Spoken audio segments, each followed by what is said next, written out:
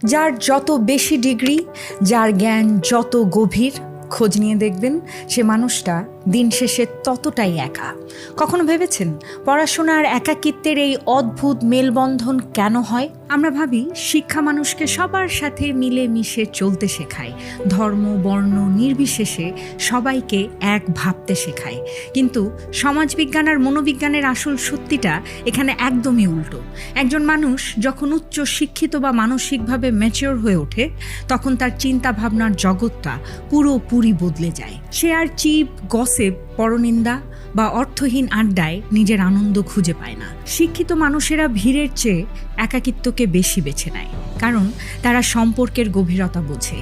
তারা সস্তা প্রশংসার চেয়ে অর্থপূর্ণ নীরবতা বেশি পছন্দ করে। তারা খুব ভালো করেই জানে কারা তাদের সত্যিকারের ভালো চায় আর কারা শুধু প্রয়োজনের খাতিরে পাশে এসে দাঁড়ায়। এই স্পষ্ট